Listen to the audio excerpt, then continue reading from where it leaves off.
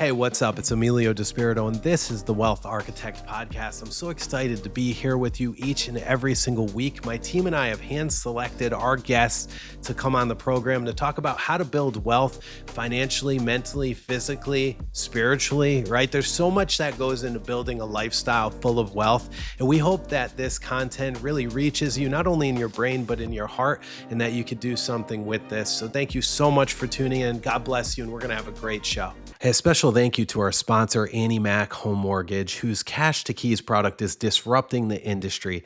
Sick and tired of finding the perfect home, not having your offer selected? I got to tell you, it happens all the time. With Cash to Keys, Annie Mac gives sellers a cash guarantee for each of their buyers' offers. Stop bidding and hoping. Instead, bid with Annie Mac and bid with confidence. Don't just bid, but win. Annie Mac Mortgage. Have you ever heard of upfront underwriting? Well, I haven't until I started working with Movement Mortgage. Movement Mortgage is one of the top loan originators around the country. Specifically, I want to give a thank you to Matt Bates. And if you're lucky enough to live in Rhode Island, Massachusetts, Connecticut, or New Hampshire, I strongly suggest you contact Matt Bates at rimortgageguy.com. Again, rimortgageguy.com, and he's going to help you to find that dream home. He does upfront underwriting, which means they fully approve you for a mortgage before you even place offers, increasing your chances of winning that dream home. rimortgageguy.com. What's up, Wealth Architects? I'm Emilio DiSpirito, and this is the Wealth Architect Podcast, where we're talking about how to grow financially, physically, mentally, and spiritually, and grow your wealth in all of those places. You know, so many people think being rich, getting rich is just about the financial end. It's not, because there's a lot of people out there with a lot of money that are not happy at all. I don't want that to be me. I hope you don't want that to be you. So let's grow in these areas together. Today, we've got a fun segment. And, you know, I got to give Mike Morawski a shout out. He was our guest scheduled for today. We got about 7 minutes into his show. I'll tell you what he does in a second. And we were just like riffing, man. It was great. And his internet cut out. And he warned me this could happen. So good news is that Mike is going to come back. He is an internationally known real estate coach, and he helps investors. This isn't for like realtors, right? It's like for investors that want to go in and level up their game and earn more cash flow and long-term appreciation on their properties. He knows like so many different ways to do that, and he was a great guest. So we're going to have him back on. We'll keep you posted when that's happening, right? So today, I want to talk about a few things with you. Number one, I just want to thank you for being here and investing in yourself. That's huge. Number two, if you're not already following us on YouTube, make sure you subscribe there, because we have our full program on there, and you could follow us on Instagram as well. It's the Wealth Architect Podcast. Just Google it. We'll pop up Wealth Architect Podcast with Emilio DiSpirito. And aside from iHeartRadio, we're on SoundCloud and Spotify and Apple Podcasts and all over social media. So make sure you interact with us there. We love to hear from our wealth architects. All right, so let's get into it. We're talking today about why flipping is dead. We're going to jump in and talk about rent control a little bit. And then we got a couple questions from our listeners that we're going to dive into. Okay. So topic one, why flipping is dead. Now, first off, what is home flipping? Home flipping is when you take a distressed property, maybe something that couldn't sell to the traditional buyer that's going out buying their first home. They want more of a turnkey property. Maybe this home is a bit distressed, right? It's about to get foreclosed on. It needs a new roof. It needs a new septic, things that most people don't have the money to shell out. And most financing programs like FHA, which is a 3.5% down buyer program, or VA, veterans financing, or even some conventional type of financing, won't allow buyers to obtain that type of a mortgage for a property in distress. So comes along the solution, which is home flippers, okay? And by the way, over the years, there's been a lot of shoddy work with home flippers, so it kind of earned a negative connotation in the real estate market. But there are people that do a really good job out there, and they renovate the property or bring it back to its luster, right? So anyways, here's why it's dead.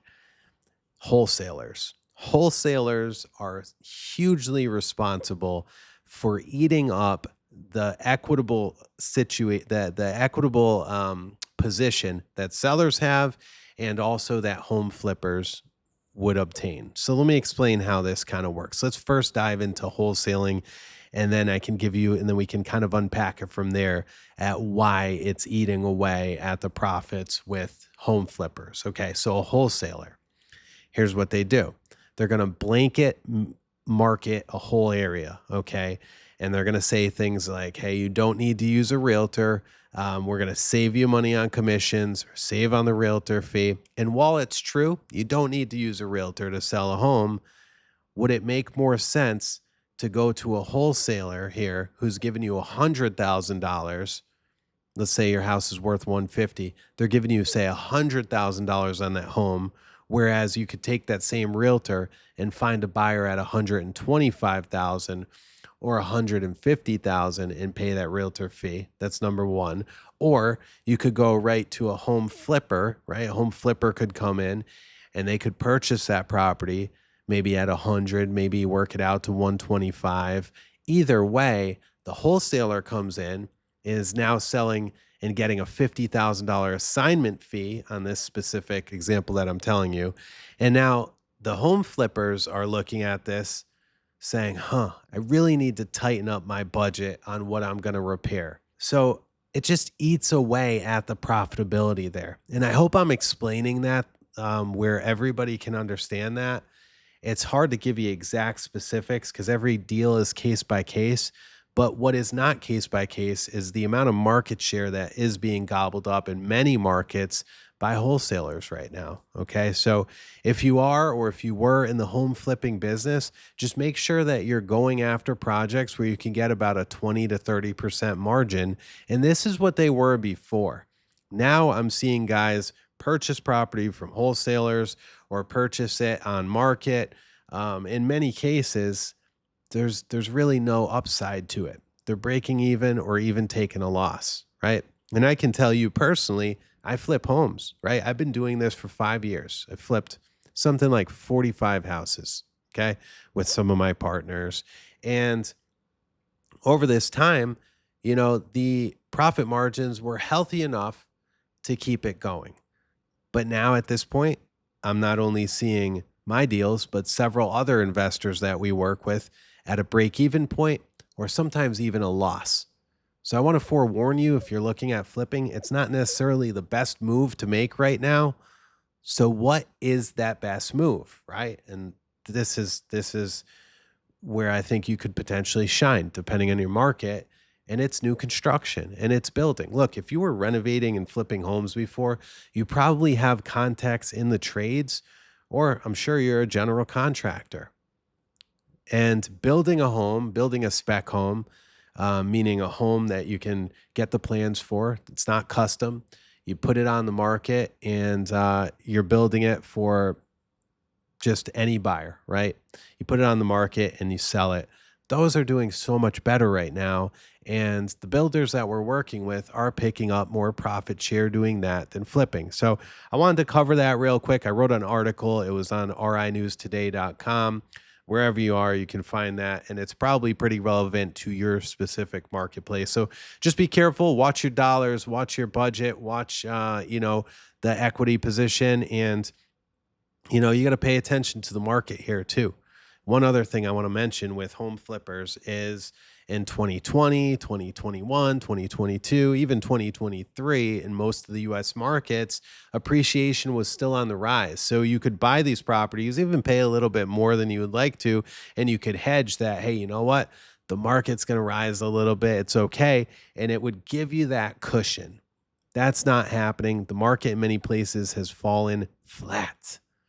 Okay. So now, let me give you a little bit of a market projection here. This is my thoughts on where the market's going. Again, 15 years in as real estate, where this market is going, where 2026 is going. And by the way, if you're just tuning in, I'm Emilio DiSpirito, and this is the Wealth Architect Podcast. This is where you're learning how to grow your wealth mentally, physically, financially, and spiritually. And each week we have on different guests that talk about just that. Please feel free to subscribe to us on YouTube and anywhere else you're going to find this podcast: Apple Podcasts, iHeart, SoundCloud, and Spotify. Okay, so back to it. Market projections for the real estate market. Overall, the sentiment is good across the country. Realtors across the country through my network at Engel and Volkers all weigh in each and every single month. And we do believe that we're going to see some trajectory pick up in the housing markets in all of the country. So what this means is that the interest rates, we believe, are going to come down a bit. More buyers are going to enter the marketplace, and you're going to see more inventory come on as well as the rates come down. This is a good thing.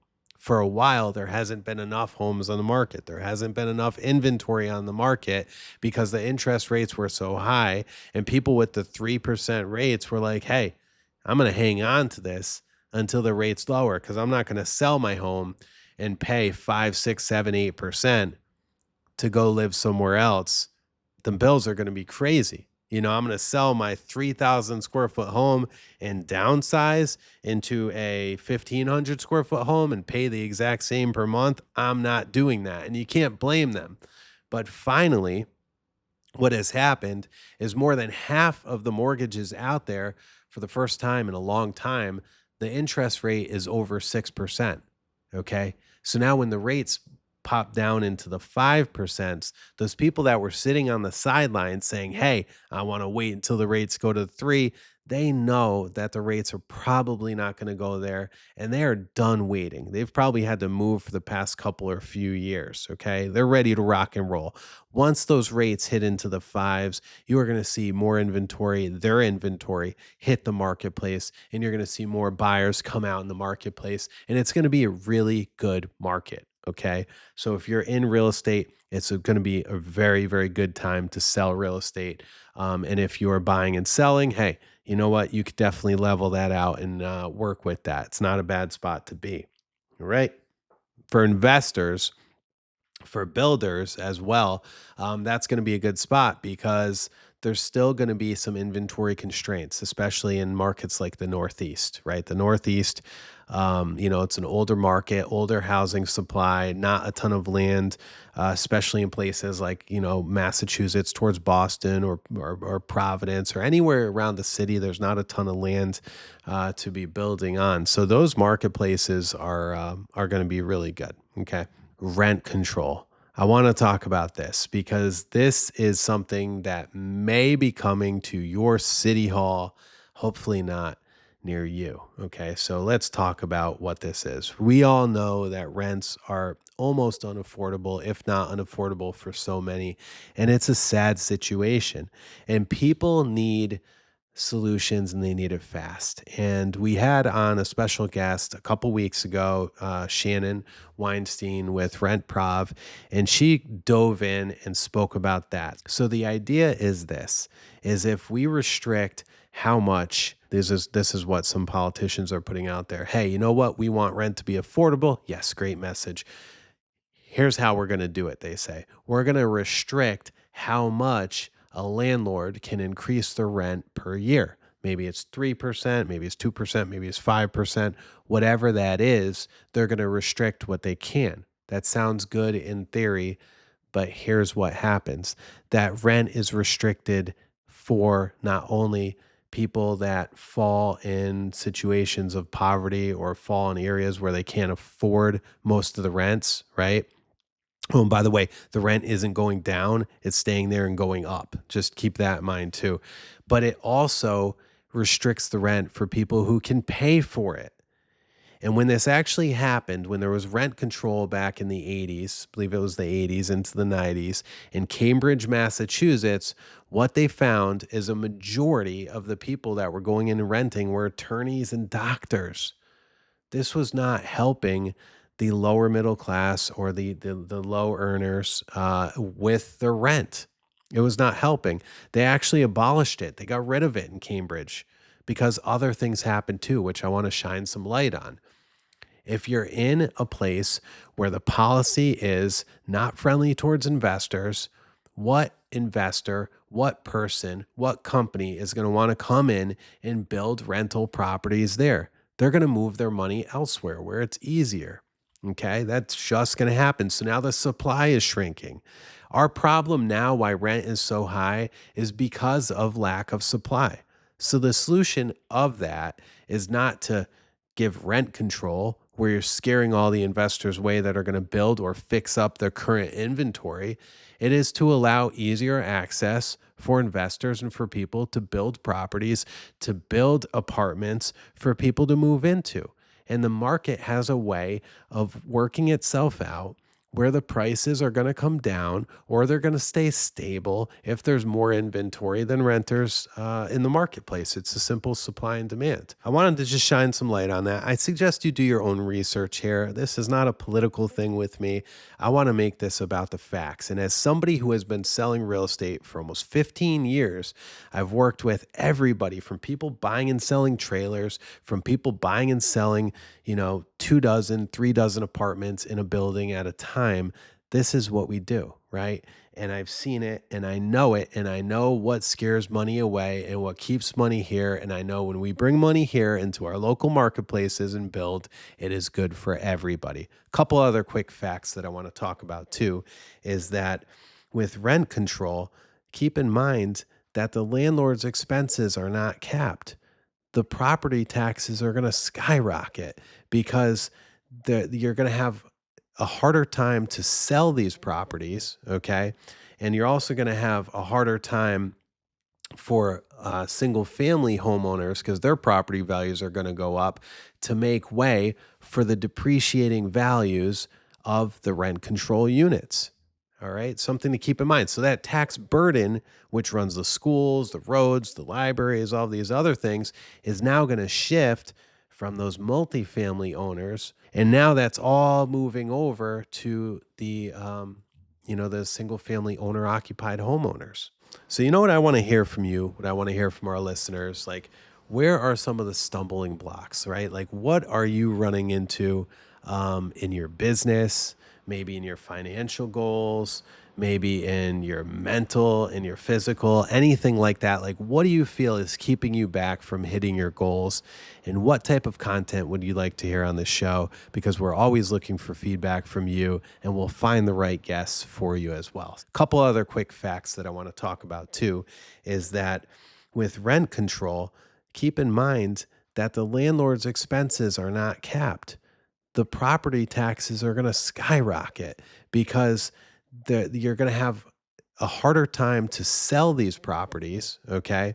And you're also going to have a harder time for single family homeowners because their property values are going to go up to make way for the depreciating values of the rent control units. All right, something to keep in mind. So that tax burden, which runs the schools, the roads, the libraries, all these other things, is now going to shift from those multifamily owners that they paint as like pigs, right? Right. We'll talk about that in a second. And now that's all moving over to the single family owner occupied homeowners. And that's a fact. That's just how it rolls. Right.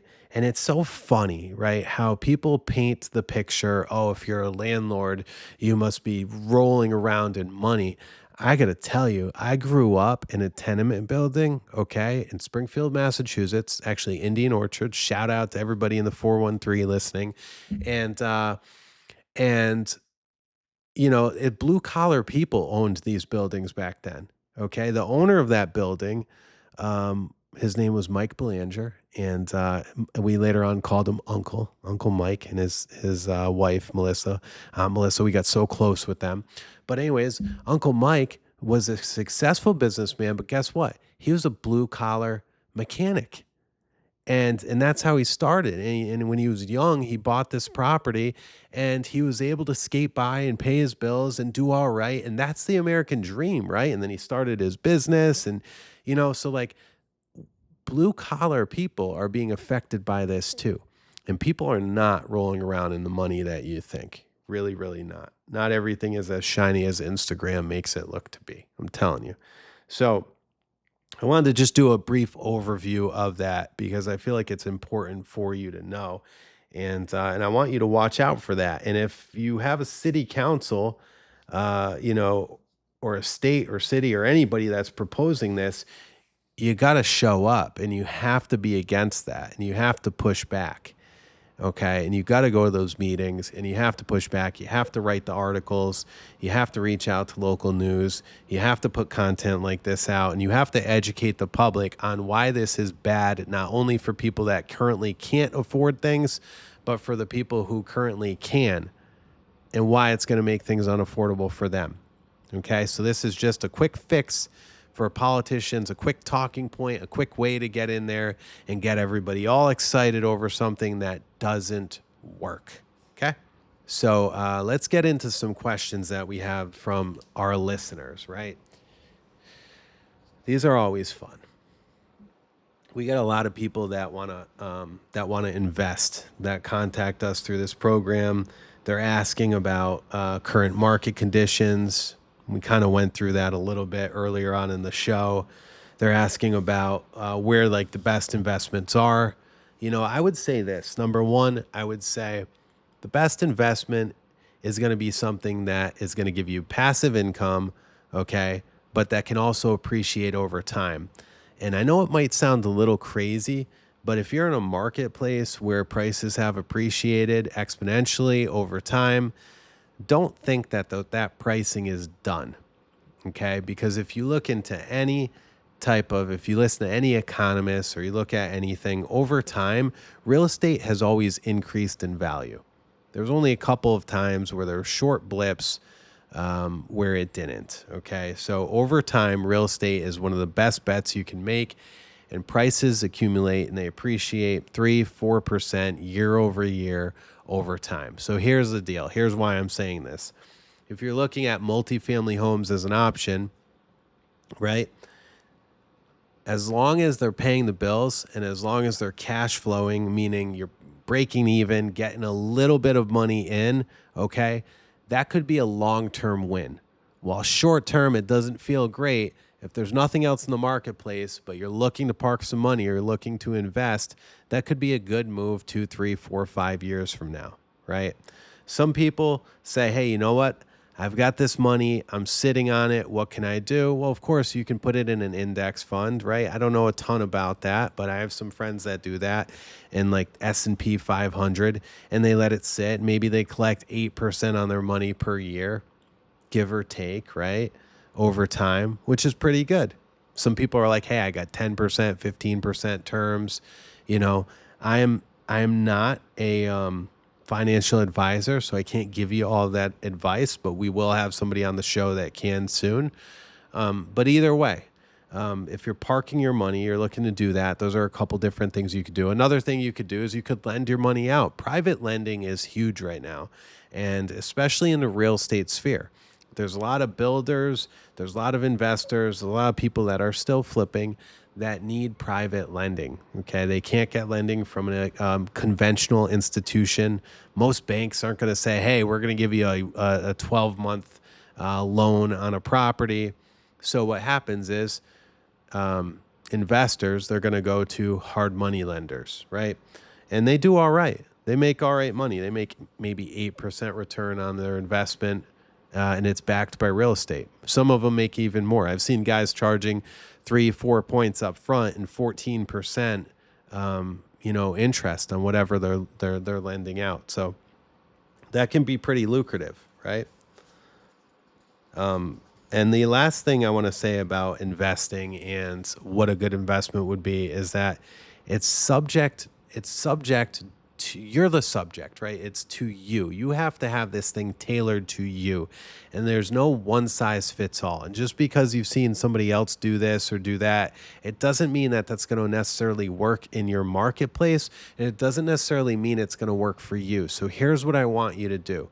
I want you to do your homework, and I want you to link up with somebody in your marketplace, especially if it's real estate centric, right? If it's real estate centric and you are in the United States right now, do not go out and invest unless you're speaking with an advisor, a top-notch person in your marketplace. If you don't have someone, you can easily text me 401-359-2338. That's my personal number, guys, 401-359-2338.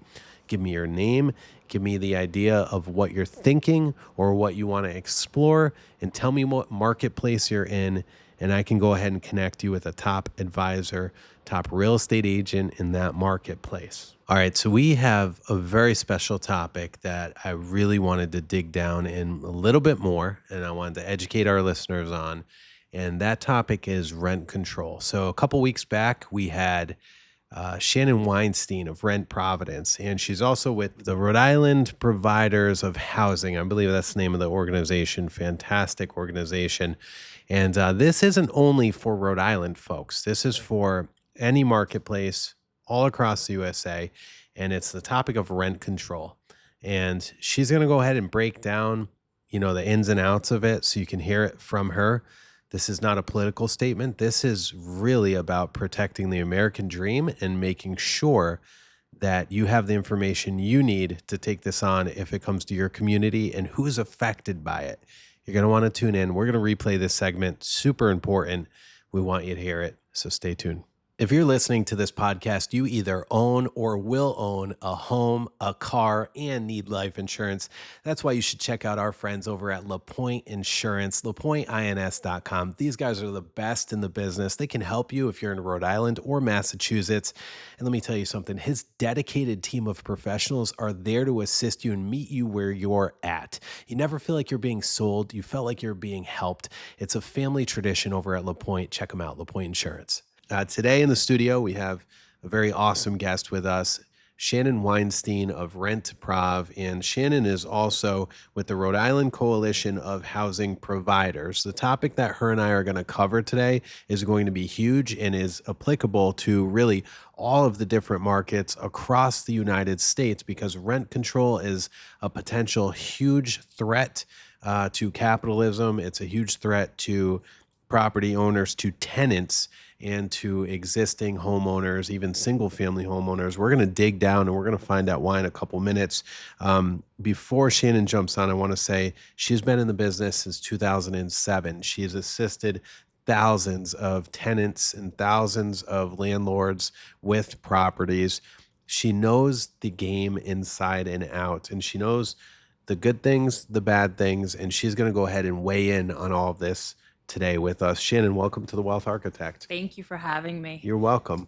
It's good to have you here. It's a big topic. It's a big topic, and the time is right. Today is the first day of the Rhode Island state legislative session, and we have this coming down in Providence as well. So it's a big, big topic. It's been going on for a couple years now in debate, and the impacts of this would be immense. Yeah, they would. So for our listeners, okay, because we have a lot of people on here that might not know, the term rent control, or some people that probably have heard the term rent control before, or stabilization, right? They're hearing this in New York City. They're hearing some of that stuff come out in New York City, a lot of these buzzwords.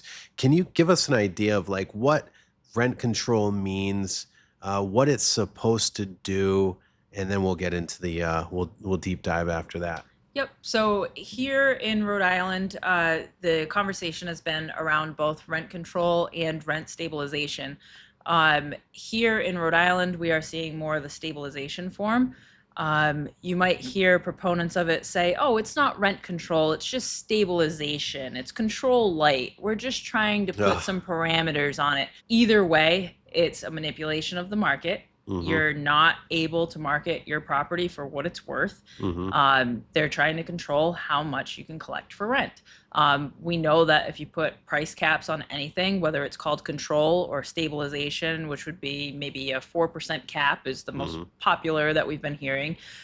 If that's not going with the market and what all your expenses are, you would fall behind. Yep. So that is a huge barrier for property owners right now.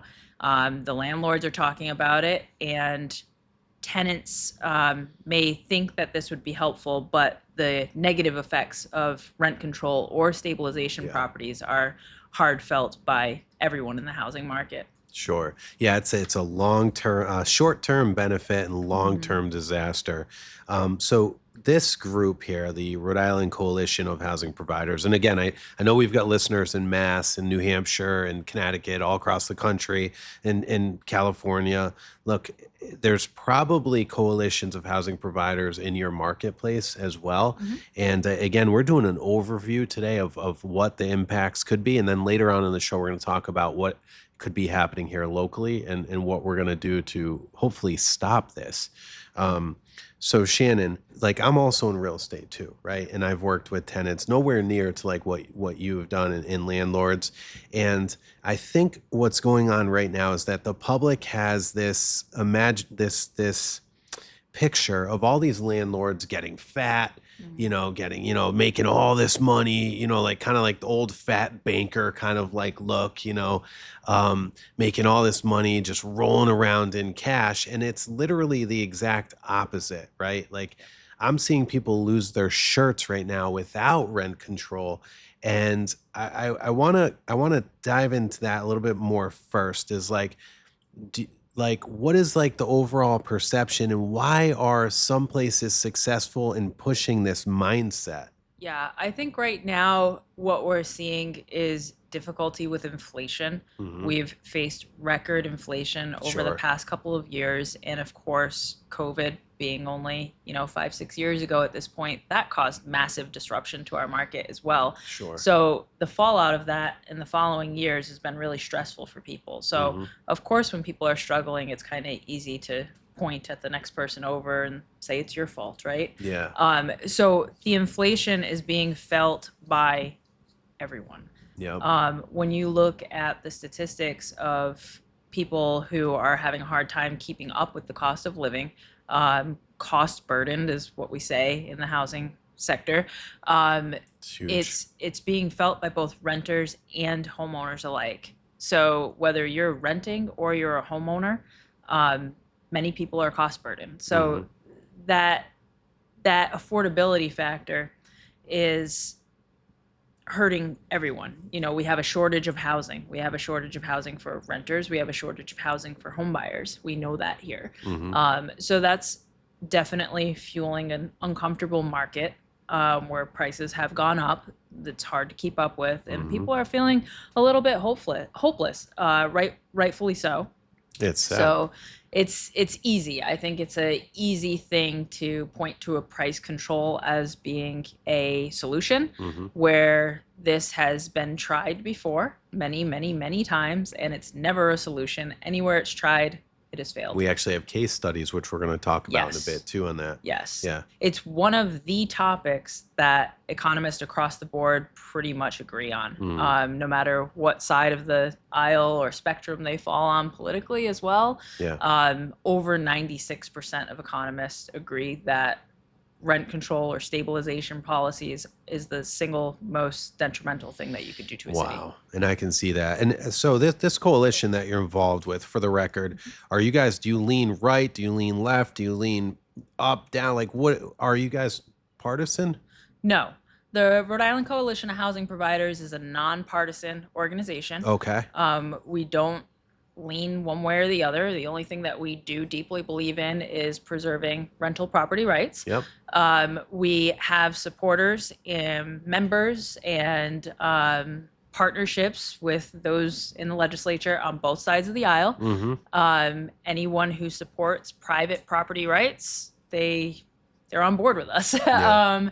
So we are nonpartisan. It's one of the things that I always say that I'm most proud of about the group, because right now, with how things have been so divided in our country, We need locally, to unite. Yeah. to have a group of people come together as diverse as our group in Hmm. background, Hmm. socioeconomically, just all across the board, we are a very diverse group of people coming together where on other issues, we might not agree. There's a spectrum there. Hmm. And we are able to sit down and have productive conversations and be on the same team about something. And that's something that I'm so grateful for and proud Wow. of with this group. That's huge. Yeah, we can use more uniting. And I think that's absolutely wonderful. And if you're just tuning in, this is the Wealth Architect Podcast. I'm Emilio DiSpirito. We're here today with Shannon Weinstein of Rent Prov, and we're talking about rent control and how rent control, we're going to get into it. It does not necessarily lower rents. It actually increases problems and a lot of unforeseen problems that we're going to go ahead and uncover as this segment unfolds. And we do suggest, if you have any comments or anything, feel free to follow us on YouTube, any of our social media channels, Wealth Architect Podcast. You can leave comments on the video there, and you can subscribe as well. So, Shannon, let's talk about, right, so that the market is the market, okay? Mhm. And I know that housing prices has gone up because of a lack of supply. Do you think that rental prices have gone up because of a lack of supply? Absolutely. So what would be an answer? Absolutely. So we have to build more housing. That's it. That's one of the biggest things that we could do. It's a Yeah. supply and demand issue. There's not enough supply. There's a whole lot of demand. Why aren't we building more? Well, for decades, I could say locally, Yeah. here in Rhode Island, for decades, zoning, permitting, the whole zoning and permitting process has been so restrictive Oh, that it's sure. been either impossible to build. Mm-hmm. It's also very expensive to build. Mm-hmm. So those restrictions, I mean, you can look up the statistics. If you look into the Builders Association, they have great statistics on this too. Anytime that you have restrictive permitting and zoning processes, it can add up to 30% to your building, Oh, yeah. let alone if you even get it built at all. 30%. So if you even get it built at all. Wow. So because of these policies, we are decades behind of keeping up with the demand, the population, and just what we need.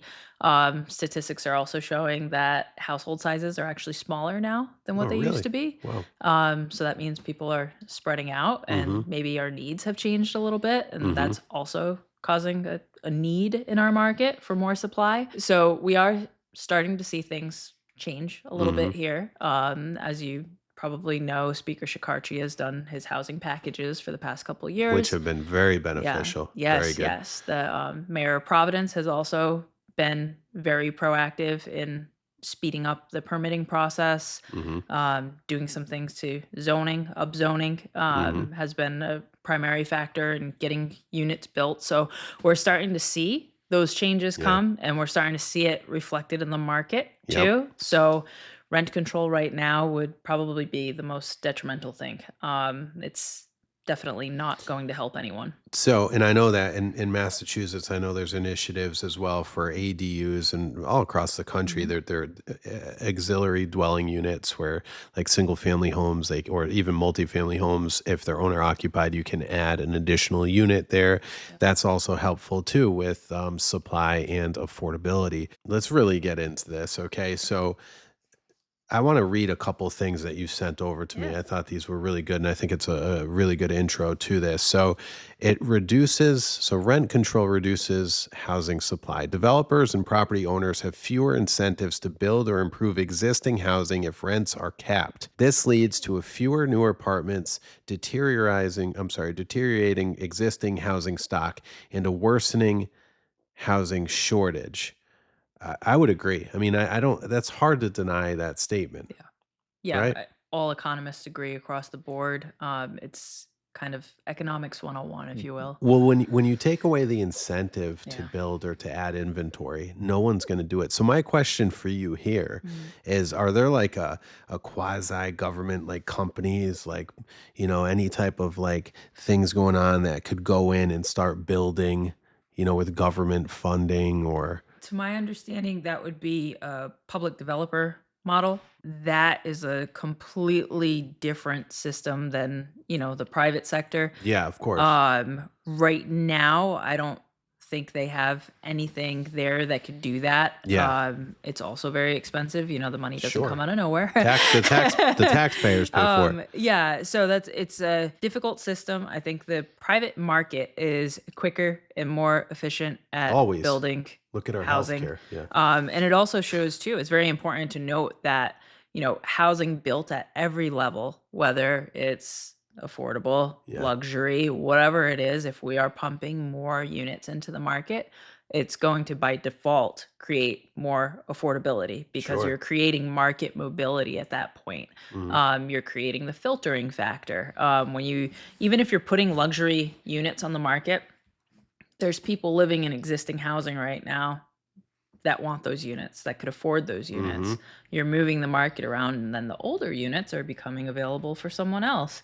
That's So an interesting point. that's just one factor of creating that Wow. market mobility of any housing built is actually helpful at this point. So with rent stabilization or rent control, I think they're two different things, I guess, but they're one and the same. Like, right? They're very similar. And right now, most of the controls that you see in other places or recently in Yeah. other places have been the stabilization form. So Okay. when you say It's like a lead in. when you say Yeah. control, that's usually what people are referring to. They use the terms interchangeably. Mhm. The stabilization is when you put caps on the percent you're allowed to raise the rent. Okay. In fact, that's people talk about New York having rent control. Right now in New York, it's mostly stabilization. Okay. They may have started out as control at some point, but it's mostly stabilization in New York. Okay. So Okay. Do they do like an income type of level? Like if you make X amount of money, then rent could only increase by this. And then if you make X amount of money here, if you're in this threshold, rent could increase by this. Like, is there anything like that out there?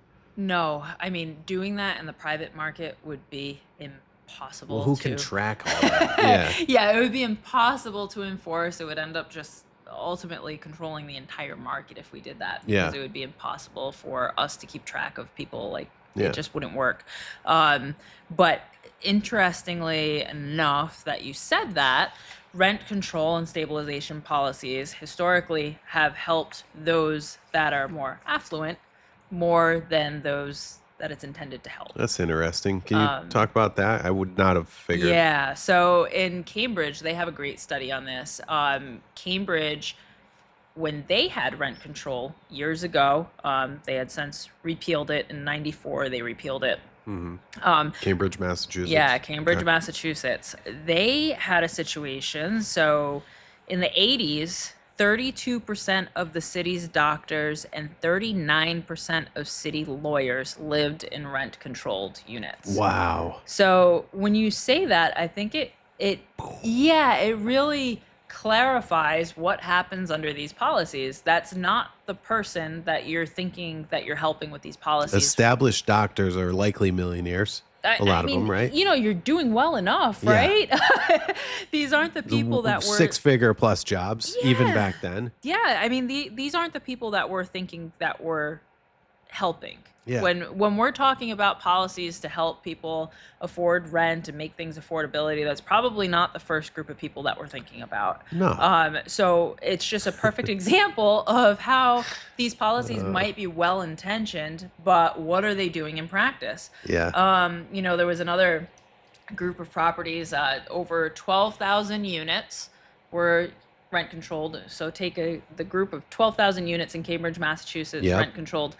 Out of that group of over 12,000 units, only 347 of them were occupied by low-income families. Wow. So That's like staggering. yeah, and time and time again, if you look at the data, that's what tends to happen. Wow. It gets abused. Yes, when you control the market, this is what happens. You end up helping those at the top of the food chain rather Yeah. than those that really need it.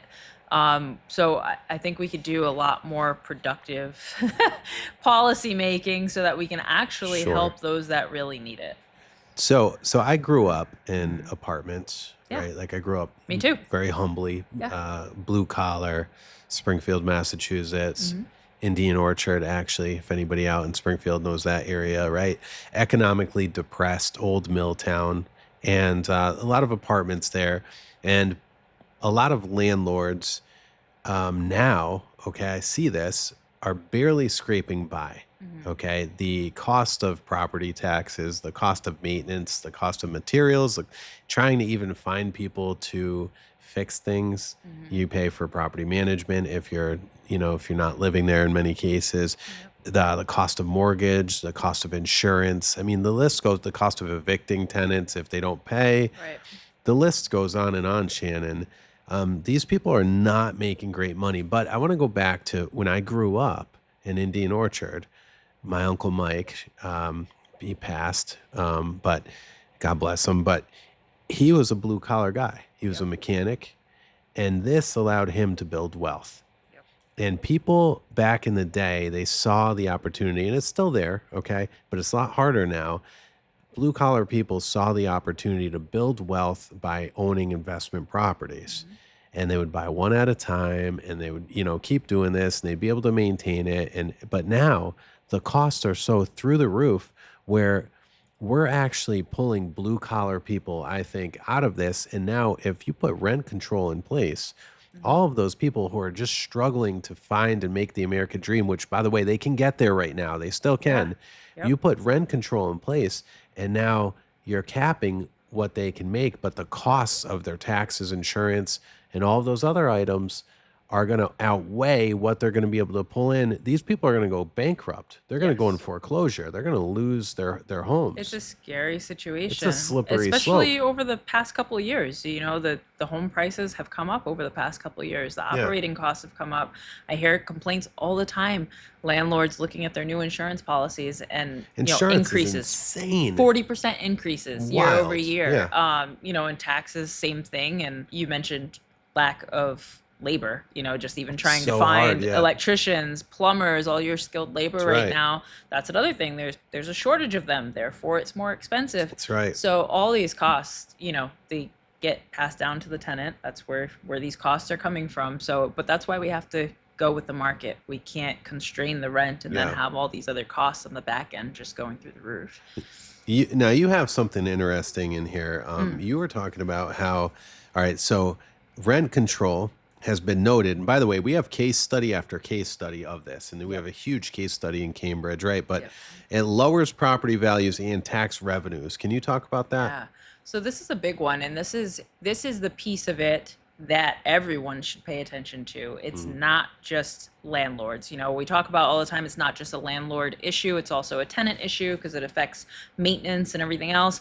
But this policy is an everybody issue because whether you own a house Hmm. or you're renting or you're a landlord, it's going to affect you because the reduction in tax revenue hurts everyone.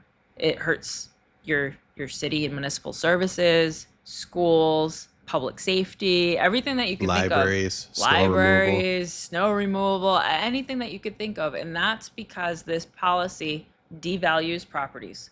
So if you're a controlled property, so we could take multifamilies, for instance, and I know here locally, multifamilies, especially in Providence, I could use that as an example, Yep. they pay a higher percentage Sure. taxes Yep. compared to your owner occupant single families. The tax burden is much higher. Hmm. So if you're going to devalue these properties with rent control, which Yeah. happens time and time again, Makes sense. in Cambridge, we'll go back to that example because it's just such a hearty example of what could happen.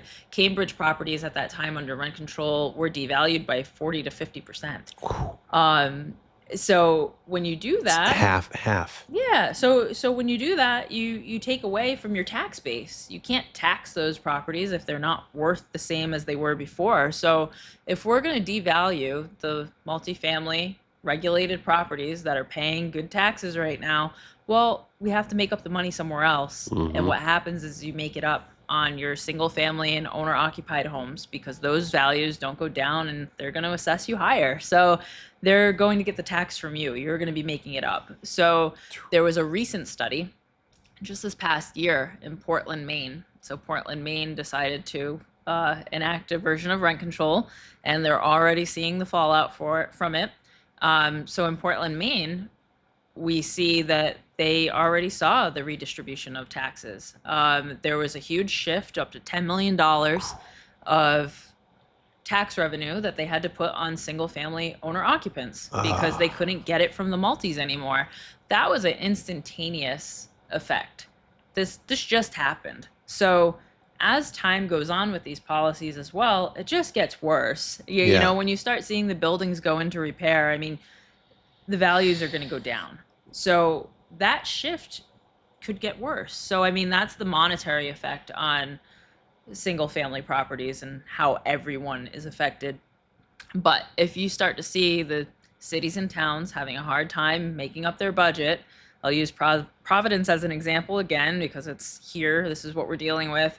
Over 60% of their tax revenue is from real estate taxes. That's a Wow. huge chunk. Yeah. I mention that because it's actually larger than the issue in Portland. So Providence has more multifamily properties than Portland does. So if we're devaluing more multifamily properties, we would expect the shift to be heavier Wow. to the single families. And we're talking about, you know, I know I'm getting very specific here, but No, that's going back good. to Yeah. your, you know, blue collar example, an area like Elmhurst in Providence, where Hmm. it's pretty much one of the last middle class, true middle class, like working class, blue collar areas of Providence, they're going to get slammed.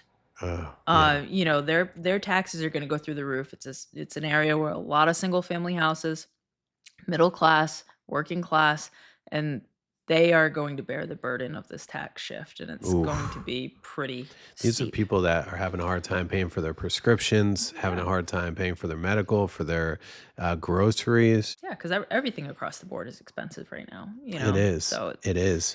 And those are the people that I think that this bill is supposed to really be protecting. It's supposed to be protecting our vulnerable, mhm. classes, right? And it's not. Like it just doesn't. So, wow. 60% of the city's tax base in Providence. That's huge. Mhm. And, again, I want to stress that, like, if we're losing tax revenue, that's only going to further affect our schooling. Public schools are funded Mhm. hugely by property taxes, and our public schools are not so hot. I don't know if Right. they're just not. And I Right. really, there's spots, across the country, like different towns where they're better than others. But a lot of our cities, the public schools are horrible. Yeah, I mean, Kids can't read. this I can't say that rent control would help this at all. It's It yeah. definitely wouldn't help the situation. It discourages maintenance and upgrades too. I mean, we're seeing that in New York. We've seen that Yeah, over the years in New York, right? it's Like, wild. yeah. Now imagine you can't pay the bills. Mhm. Okay, if you own these properties, you can't pay the bills, and now there's damage. And I hate to say it, like there's some tenants that cause a lot of damage, Mhm. right? Yeah. And they sometimes they'll cause damage, and then they'll say, "Oh, you need to fix this, or I'm not paying rent," type of Yeah. situation, and they hold you hostage. Yeah. In this situation of rent control, is there anything like the tenant holds the landlord hostage? Now they have to go fix this when they can't afford to fix it. What happens? So what we're seeing in New York right now is a good example. I know you mentioned New York. Yeah, Right now, there's an estimated over 50,000 units vacant in New York right now 50,000. because Wow. of rent control and stabilization policies. So when those units went vacant, Yep. it was no longer affordable for the property owner to put them back online. They need, you know, some of these units $100,000 worth of work because people have been in these units for so long it hasn't gotten because there was no market mobility. It hasn't Yep. been upgraded along the way, and now they can't fix them because it's not affordable to fix them and then have a controlled rent. So that's one example. There's also buildings in New York right now, you know, they can't keep up with maintenance on the occupied buildings. So there's all kinds of Mm, violations that's caused by this policy basically because you can't afford to fix them if you're not getting the money out of them. yeah. There's situations in New York right now where the landlord can't maintain the building. It's no longer, you know, solvent. They don't want the building Hmm. anymore. They want it to go back to the bank, and the bank also doesn't want the building because they can't do anything with it. You know, so it's a bad situation when you can't keep up with these repairs. What's next? Yeah. Yes, you are going to have violations. Yes, you are going to have a problem with the city. And right now, I mean, you see some threats of it going on in New York, and I know that we have some mechanisms here as well. Your property might be taken. Wow. So I mean, the when you think about the enforcement of these issues down the line, it's a very scary situation. So then, so the city takes your property. Now that's a whole property that's offline. And then what do? They auction it off. Yeah. Okay. And it's like, wow, it's like this. It's just, there's so many implications to this. And I'm trying to find the positives because I like to look at things from both ways. Yeah. But really, there's very short term, the positives and For a for rent small control. Yeah. amount of people. Yes, So, exactly. yeah. I mean, if you want to view it as the short term, someone in their unit right now might not get some kind of arbitrary increase that may or may not happen. Mm, I guess you could look at it that way, but once again, what the data shows, it's more likely to encourage year after year increases. I'm concerned about this policy for our older fixed income populations, mm, or even sometimes, younger people that have disabilities and they're on a fixed income. And right now they might be in one of those one-off apartments that are much cheaper. We have some of those. So we have some people that are currently in units for hmm 50% of market value because they've been there for 20 years. We know their situation, and we're able to get market value elsewhere and kind of make it up, and everyone lives comfortably, right? Yeah. When you have a policy like this that we're not sure how we're going to fluctuate with the market every year, you're going to see landlords just automatically 4% every year. Oh, Now, yeah. I have days in property management where we're sending off our renewals. I mean, I've had days where I'll send off 40 at a time with no increase at all. Hmm. That would probably change, you Yeah. know? So what if someone just starts increasing every year? If we're talking about helping those who need the help, the more Mm. low income people, the people maybe on the fixed income, very quickly you would be priced out of your unit if you're getting a 4% increase every year and you weren't before. Yeah. So Wow. that's scary too. So there's a lot of ways that this could play out, and usually it's the people that need the most help that are getting hurt by this policy the most. Absolutely. So Shannon Weinstein with Rent Prov with the Rhode Island Coalition of Housing Providers. Shannon, there's so much more to this topic that I want to be able to cover. We're out of time for this segment. Can you tell people how they can get a hold of you if they have questions or they want to help support the cause or Yeah, reach out to us. The easiest way to get in touch with the Rhode Island Coalition of Housing Providers, you can email info at ricohp.org. That's info at ricop.org. That's the easiest way. You can also look us up on Instagram and Facebook. Follow us for more information.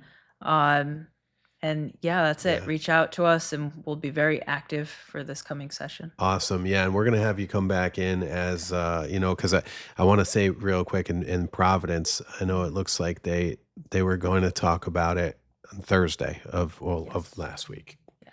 This is, this is recorded, right? So it's on Sunday, so Thursday, right? But so they were going to talk about it and they pushed it back with no definite time yet to Mhm. discuss it. Yes. Okay.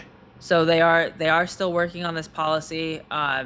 It is going to come out. It's probably going to come out soon, and it will be rolling very fast. So we'll have this going on at the city level in Providence, and then Yeah. also at the state level, which it's been repetitive there as well. Yeah. But again, wherever you are around the country, just watch for this. Be careful, be mindful, because as you're looking to build a portfolio, build wealth, give suitable housing to people, give good housing to people, you're going to want to be careful. You're going to want to see where your local government is, and you're going to want to make sure you fight out against that. Speak Yes. out against this. Getting involved is so important, and that's something that our organization helps with. If you contact us, we'll guide you in how to do that. We get people involved, introduce them to their Great. legislators or city councilors, whoever the person is to contact. It's very important to continue that relationship and express how something like this might concern you. The legislators need to hear from you in order to know. We are all experts at different fields, Hmm. and they might not be experts in housing. They might not be Sure. landlords. They might not be real estate professionals. So unless they're hearing from you, they don't know. Sure. It's a Yeah. game of education, and we need to educate them, which is what our organization has been doing. What a great place, a great country where we can speak up and we can, put a halt to these things. But everybody's ideas are heard. So make sure your ideas and your thoughts are heard too, against rent control. Good stuff. Shannon, thanks again for appearing on The Wealth Thank you for Architect. having me.